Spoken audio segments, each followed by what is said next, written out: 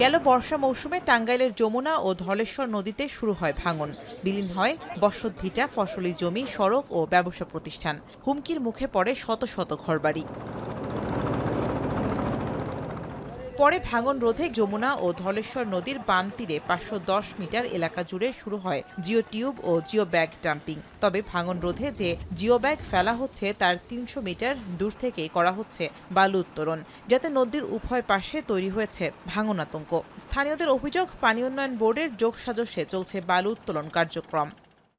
মাটি কাটতেছে, আমরা না করতে মাটি আপনারা কাটেন না, মাটিটা ফাঁকের দিকে আনেন, এটা কাটতে তা মানতেছে না।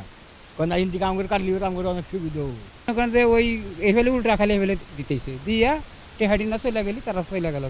এই জায়গাটা না ভালো ছিল, পরিষ্কার জায়গা ছিল, আমরা বাস করে রেখেছি।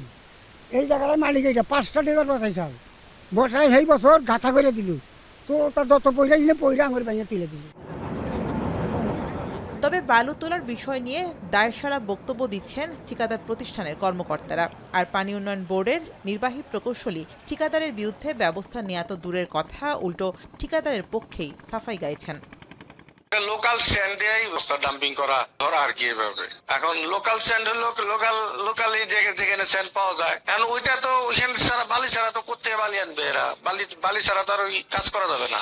ওইটা আমি অবশ্য ওদের আমি বলছি যে তোমরা এখান থেকে আর বালি কাটো না, যেহেতু মানুষ অবজেকশন দিছে। এই এলাকাবাসীর সাথে কথা বলেছি, তারা বলেছে যে এটা চর থেকে এসছে, সুতরাং এখানে অতটুকু অল্প পরিমাণ বালি তোলার জন্য দুই পার ঝুঁকির মধ্যে পড়তেছে মনে হচ্ছে না।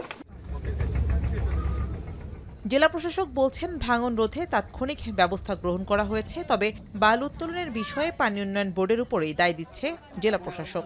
নদী ভাঙন রোধ করতে এখানে প্রায় 26,000-এর উপরে জিও ব্যাগ ফেলা হবে এবং 800-র মতো জিও টিউব ফেলা হবে।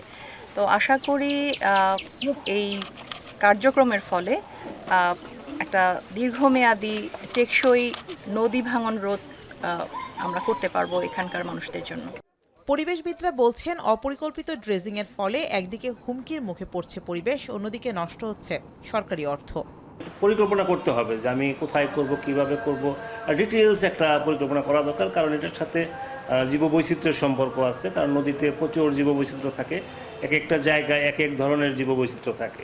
নদী যেখানেই আমি তো এটা পূর্ণাঙ্গ একটা পরিকল্পনা করা দরকার। যমুনা ও ধলেশ্বর নদীর বাম তীর রক্ষায় বরাদ্দ দেয়া হয় 98,71,000 টাকা।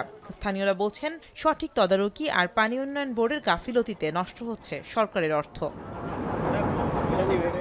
এখন টাঙ্গাইল।